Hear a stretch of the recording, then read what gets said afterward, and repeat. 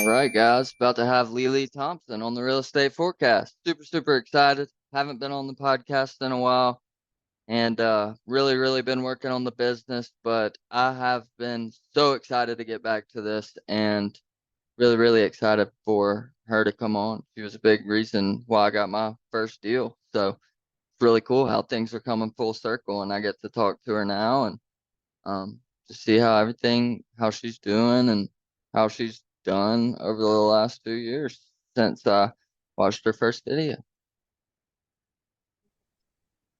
There we go. Yeah, man. Hello. Hey, how are you today? I'm doing well. Thank you for rescheduling. I apologize about that mix up, but yeah, glad to talk with you. Yeah, totally. First of all, I want to say thank you so much for, just everything you've done so far. Actually, about just about 2 years ago, me and Catherine, she is my fiance, we were watching one of your videos. And so you and Jerry Norton were actually the people who got us our first deal. Just straight YouTube University, Man. just watching your videos, and we got our first deal off the market. It was so cool. Yeah, well, So like, congratulations. I'm glad I could play a small part in that, but it's a yeah, lot of work yeah. that you did for it. So congrats.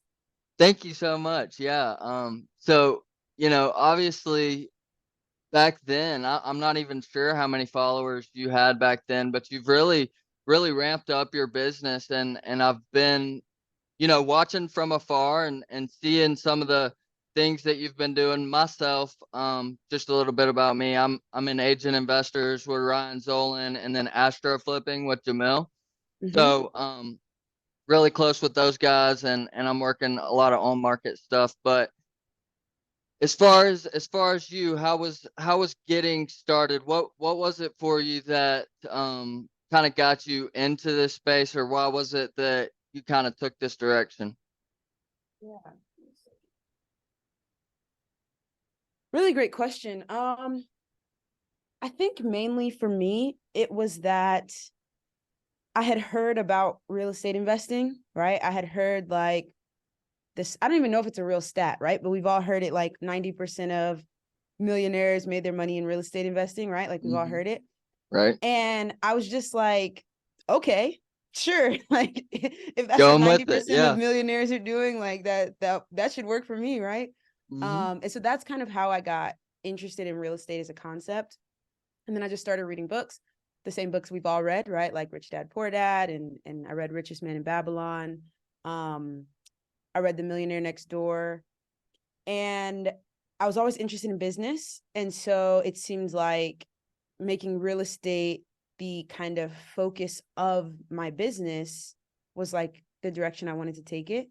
And wholesaling came up. I thought it was illegal at first when I first heard about it. But wholesaling came up as a way that I could kind of get my feet wet, learn a little bit, but not need to come in with a ton of capital because I was literally like just graduated college when I started thinking about this. Okay. And so it was real estate first. You said, okay, I'm gonna. At that point, like, who did you have to go to? I guess, like, because when I started, I was looking at your videos. When you started, whose videos were you looking at? Or how Yeah, did you have help? it was a lot of Bigger Pockets podcasts. I think that's where I really Okay. started.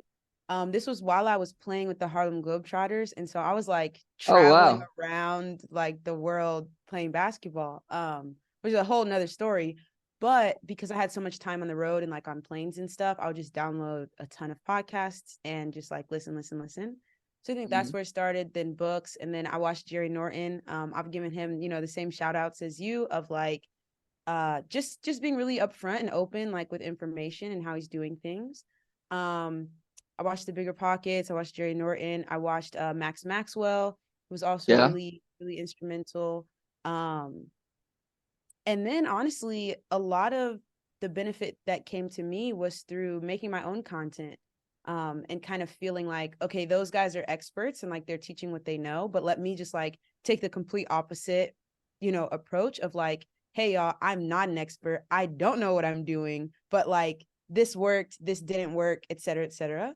Mhm. And then I got people reaching out to me through that, and that was a great way to like make connections and learn. Yeah, so you when you decided you wanted to get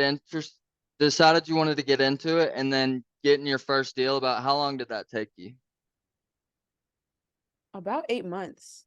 About 8 months, yeah, Yeah. okay, so, I mean, it's definitely not an easy thing to do I'm working with a lot of people. I run a call in the mornings from, like, 8 to 12, and, it's a lot of people trying to get their first deal, and it's not something that, just happens, like, you just stumble upon it, you know? Yeah. Um, so there's a lot of work that goes into it there. That's so amazing that you had all of that going on, and your main focus was like, "Okay, how can I get this real estate thing going?" Like, you were so business savvy and business minded at that point in your life, being such a young girl. That is such an amazing, just kinda thing in your spirit to have, you Thank know? you. So, um, you've taken that and really ran with it. So you've just kinda documented your journey along the way, said, Mm. "Hey, this is what I'm doing and this is how I do it." And you just kind of put it out there on YouTube for everybody to follow. Yeah, and I think that's the great thing about YouTube is like a lot of people will post negative comments and be like, you shouldn't have done that, or like, I can't believe you made that mistake. But even more people are like, oh man, thank you for saying you made that mistake because you just stopped me from making that mistake, you know? And I think that's the people that I do it for. Like that's the reason that it's helpful to me because I've seen, like I've tried to learn from other people's mistakes as well, right? So if people can learn Right, from mine, I've seen that benefit, and I think that that makes us all better, because like wholesaling can have a bad reputation. There are some people who do it incorrectly, and I mhm, like to think that not everyone is trying to do it incorrectly. Not everyone is trying to like be malicious or hurt right. people. They just don't know. And so if I make a mistake or if I learn something and I can pass that along, then that's going to help us as an industry. That's going to help the homeowners that we're trying to serve. That's just going to kind of raise the tide for everyone. Yeah, that is it's such a beautiful message, it kinda bleeds into another area of my life, recovery, that, like, it's like that same thing. It's like once you get it, you, like, start giving back to others, and, like, just how you're so upfront and you're so honest on your videos, and it's free. It's people can go to it, and they can literally learn this stuff, and it's like you said, it's like almost seems like there's something illegal about this. They're like, what is, because like, you have your family members. They're like, what are you doing? Like, I don't really understand this. Yeah. Um, we all kind of go through that. So, what, you started house hacking, correct? I know that's kind of when I was doing a little information on you. You started with a Yeah. house hack, correct? Yeah. I was kind of trying to find my first wholesale and my first house hack at the same time. Um, on different types of properties though, right? Because I'm looking for like super rundown properties when I'm wholesaling. I'm looking for I was looking for a duplex or triplex or fourplex, a multifamily when I was house hacking. And that was really just like coming out of college, traveling with the Globetrotters. I hadn't like gone to rent an apartment yet. And so I Hmm. was like, if I can buy this first property and house hack it, then I don't have to pay rent somewhere, you know. I can like Right. hopefully get my tenant's rent to cover or at least help with the mortgage. And so yeah, I was super fortunate to come across a duplex on Zillow like 2 minutes after it was posted. You know, you can see like Hmm. posted 2 minutes ago or something like that. And I saw it on the app and I messaged the homeowner. I was actually going out of town the next morning at like I had like a 9:30 a.m. flight, and it was a Saturday night that I saw it. And so I messaged the homeowner, the seller, and I was like, "Hey, you know, I'm super interested in this. I've already been pre-approved to buy, you know, a multifamily. But I'm flying out tomorrow at 9:30. Is there any way I can come see it beforehand?" And she's like, well, I've got 7:30 church service because it was a Sunday morning. And she's like, so Hmm. can you come at like 6 a.m.? And I was like, sure, let's do it. So we met up at the house at like 6 a.m. I really liked it. I had already like run my numbers on it the night before. So I knew, you know, what I could offer, what I thought I could get in rent. And I was like, hey, if I make you like this offer right now, like, can we just go ahead and wrap this up? Because I knew she was going to get a lot of other offers as well. Mm-hmm. And she had just renovated the property. I think she kind of, well, I know she had done it with a hard money loan. And so every day that she waited to sell it, you know, she was racking up more interest on that hard money loan. Right. And so she wanted to kind of move quickly as well. I didn't have an agent. I don't know if that was smart or dumb, you know, Right. but it was also a benefit to her because the seller pays the agents, right? Typically Mm-hmm. in these transactions. And so because she wasn't using an agent and I wasn't using an agent, she was really saving herself 6% on, you know, those fees Mm-hmm. versus somebody The else. If they were commissions. coming in Yeah. with their real estate agent, she would have had to pay their agent, you know, a commission. And so all of that said, I was like, hey, this is what I can offer. I don't have an agent. You don't have to pay commissions. I'm pre-approved. Can we do it? And she was like, yep, let's do it.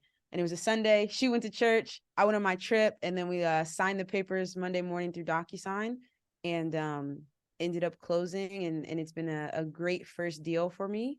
Um, and I think house hacking is like one of those things that if you're in a position in life where you're willing to do it, right? Not everybody is, but if you are, like, it's been such a benefit to cut down on that housing expense. And that's honestly, that is why I kind of asked you and wanted you to get into it, because I'm when I think of it in my head, I imagine that that really helped you out with being able to invest in other areas and be using your 100%. money in other places, correct? 100%. It cut down on my expenses, right? So I wasn't paying out. I was paying out a little bit, right? Maybe like $200 a month. Um, but where in the world am I gonna, like, where in the US am I gonna rent an apartment for $200 a month? Right. And like, so that's already a win. And some people might say, like, it's not a successful house hack if you're not living for free. I disagree. Like, I think that even if you are living in your own house hack for the same amount that you would pay rent somewhere else, there's still the benefit of building equity, Mm-hmm. right? So even if you're not, you want to cut down your living expense, yes. But then there's the secondary benefit of your building equity in this property, which was something that helped me qualify for hard money loans later on because they could see that I had some equity to my name, right? Um, there's also the Yeah. benefit of like your tax deductions, you know, from the things that you're spending on your property. So there's a lot of benefits from house hacking, even if it's not like the Instagram perfect living for free situation. Right. Right. That is so cool. So you house hack, you get your first kind of couple of wholesale deals, and you're getting your journey out on YouTube. What like kind of takes like what are some of, I guess, the struggles that you had? Because like obviously you've had a ton of success, and like what were some of the harder things that you had to go through to overcome and get to where you've gotten to now? Yeah, a couple of them. I need to just put some videos together on my channel that just says like mistakes, right? So people can really Right. go through and see. But I think one of the biggest first ones was not understanding what makes a good deal. Um, and it sounds really simple, but like for example, I always think of properties being in different conditions, right? So there's freshly renovated properties that's like you walk in, no one's ever lived there, it still smells like fresh paint, right? That's like one end of the spectrum. Then Right. the other end of the spectrum is like completely run down and distressed. There's holes in the roof, like, you know, it's Yep. infested, all of that. And I think like I was really good at recognizing those two conditions. But there's also like, actually, most properties are not in those two conditions. Most properties are somewhere in between, right? Like the Yeah. houses that we're all living in, it's not fresh, right? But it's also But not it's distressed. It's not run mm, down. And so most of the deals that come across our plates are not in those two quote unquote perfect conditions. And so I don't think at the very beginning I did a really good job of realizing that, hey, this house that is in okay condition, I'm not going to be able to buy at a distressed price. Right. And so I might be making offers that are distressed price offers on a property that's not actually distressed. And I'm wondering why no one's accepting my offers, right? Because I'm just lowballing everyone and they have no reason to take that offer, and nor should they. Right. But I think that that kind of built some frustration of like, man, I'm making all these offers and no one's accepting. And it's like, duh, you're making offers on the wrong types of properties. So I think that was one thing that I had to learn. And then when I learned to recognize the right type of properties, learning how my buyers run their numbers. Because if I'm trying to wholesale, at the end of the day, I need my end buyer to agree with me on the purchase price. And so however they find their ARV, however they find their rehab budget, I need to be running my numbers in the same way so that when I take them the property, they're going to say, yes, 100,000 for that is a good price for me to pay, or 150 or whatever it might be. If I'm running my numbers differently, I might think 200K is a good price. They might come back and say, I wouldn't touch that for less than or for more than 150. And then now I'm stuck with a deal that I can't move. Yeah. So I think that one. And then another one I'll just say is like, I've had deals stolen from me, right? Like I've tried to wholesale and then I see that same deal for $10,000 less pop up on another wholesaler's list. And now the homeowner is ghosting me, you know? So there's all types of things that can happen, both some that are your fault, right? Like running my numbers wrong, that's my fault. I just got to learn, I got Right. to get better. And then there's some things that are other people's fault, just like stealing a deal. But at the end of the day, it's like, okay, I said I was going to do this, and like, here's the adversity. Let's just keep pushing through. And so do you think like, so what do you think it was that, because I know for me, one of my biggest issues so far has been like letting external factors affect my business. And Yeah. so what do you think that, it was that like kind of gave you that resolve? Do you think it was like the sports you were playing, like basketball, and like then you were on the Globetrotters, and you had just developed like a lot of discipline and a great work ethic, or like was it something else that you had to go to? What was it, do you think? Yeah, I think it was two things. I wasn't thinking about it this way before, but you say like basketball. That's definitely true. Like you have a bad game or you don't feel good, like you still have to go to practice, like Hmm. you Yeah. don't, at a certain point you don't have that option to quit, especially when you're like on scholarship, right? Like Hmm. you have to show up. So I think I got some practice flexing that muscle. Also think the other thing is like, because I paired my investing journey with my content creation journey, those two things always felt like they went hand in hand. So like in one of my early videos, I talk about how I was like, okay, I'm gonna make 100 YouTube videos and I'm gonna make 100 offers on properties, and like I'm not gonna quit either one until I get there. And I was like, okay, if I make 100 YouTube videos and I hate doing YouTube, then I'll quit and I won't feel bad about it because I know I gave it 100. And Hmm. if I make 100 offers on wholesale deals and I still don't like it, or I didn't get any deals, then I'll quit because I know I gave it a good push. And so I think what that did for me was like, when I put out video number 41 and it didn't do that great, I was like, okay, well, I didn't consider not doing 42. I was just going towards 100. And like when I put out offer 17 and the seller said, this is a horrible offer, you're stupid, you don't know what you're doing, I was like, okay, well, I got to get to 100. So I think I just didn't consider quitting every time something went wrong. I just knew my time to think about quitting is after 100. And I'll think about it then, but let me not think about it now. Amazing. Yeah, that's awesome stuff. I asked because so I wrestled like my whole life, and like I Really? feel That's like cool. that has like a lot to do with like me having that, like that's been my attitude. Like when I watched yours and Jerry's videos, and I decided, hey, this is what I'm doing. I said, there's no quit in me. Like I'm Yeah. gonna make it happen. However it's gonna happen, it's gonna happen.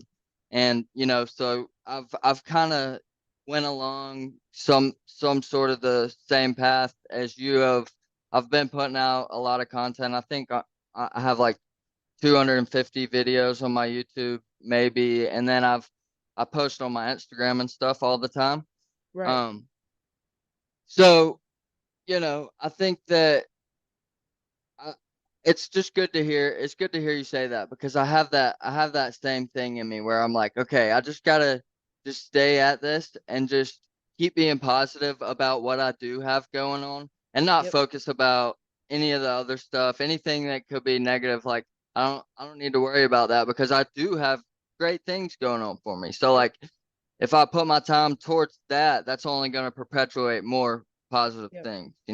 Like where that energy goes, it matters. I totally agree. Yeah, yeah. I've really really felt that a lot. So it's good to hear you say that. What are what are some of the things that you have going on right now? What are like Oh where are man, you way where are too you much. working? What you got? What are you doing? Way too much. So yeah, just like still doing the real estate thing. So this summer we had a couple of tenants move out, just whether they had a baby, upgrading to a bigger place or new job or whatever. So getting some vacancies filled, which is great because our properties are all renovated. And so it's easier to fill, a property that's in good condition. So that's been the thing on the real estate front. Still looking for good deals. When I find something, if I don't want to or can't keep it for myself, then I'll, wholesale it. If it looks like a good deal for my portfolio, then I'll keep it. So that's on the Single real family, estate side. multifamily. Sorry. Really? No, you're good. So like 4 units or less right now is what I have in my portfolio. But as you've like seen on the channel, I'm still trying to get bigger deals, still trying to go for that scale.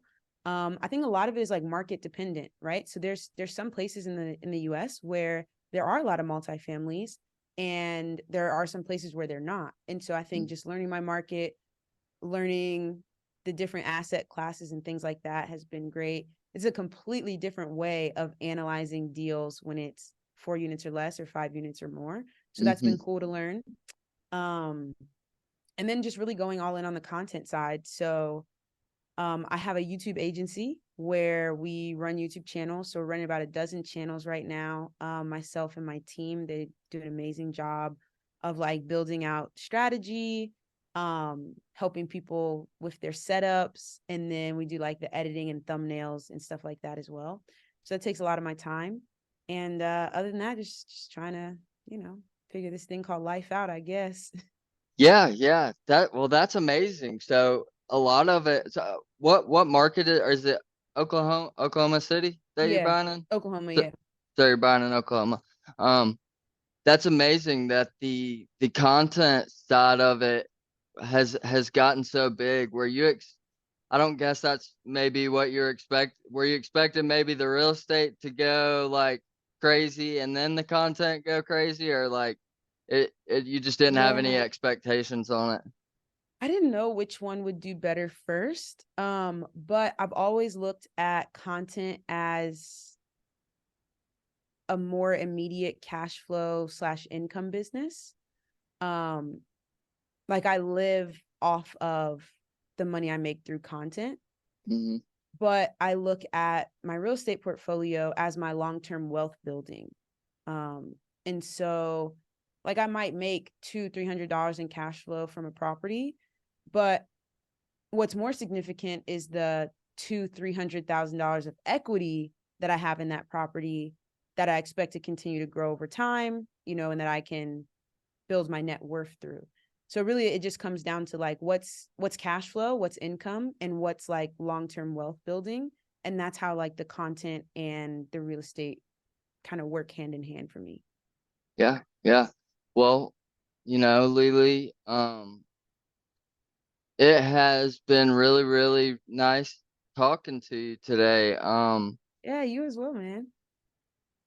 Is there anything else that you have that you want to plug? I know that I'm gonna throw your Instagram and stuff up on the video, your YouTube channel. Um, Anything else? No, I appreciate it. I think that just like getting out there and doing it, right? Like you're doing it, you're taking that action, and that's what I preach is like learn what you need and like just go apply it and continue learning. I think if people are doing that, they'll find plenty of success. Yeah, yeah, absolutely. I just, And I appreciate that. I want to, you know, continue to speak to you. I'll shoot you some DMs every once in a while to keep up, because I definitely would like to keep this relationship going, just a Yeah. friendship, and check in and see how you're doing every few months or so. Yeah, It was absolutely. You really, know where to yeah, find me. yeah, it was really nice getting to know you, and I know that all of my followers, everybody that I've been talking to, has been so excited that you were going to come on today and speak with me. So thank you so much for coming. I really appreciate it, and I know everybody that's going to watch it is going to be really grateful as well. So thank I you so much appreciate for it. coming to give the value. Yeah, thank you so much for having me. And Yeah. if you want to delete this part of the podcast, you can, or you can leave it in. But this Thursday, I'm doing a free webinar just about content and Oh, I'll monetizing. leave it in. Yeah, we're So leaving it in. I don't know when this will come out, but if you want to come to that, I would love to have you and just continue to help you grow your platforms, because I think what you're doing is super helpful, and if you can continue to grow it, that's just going to be more good out there. Yeah, I would love to be there. So Awesome. definitely give me that information over there. I'll be there. Awesome. I'll shoot you a link right when we get off. Thank you so much, Cool. Lili. It was so Thanks so nice getting much. to talk to you. Have a Yeah, great day, you as okay? well. All right. Talk soon, man. Bye. Bye.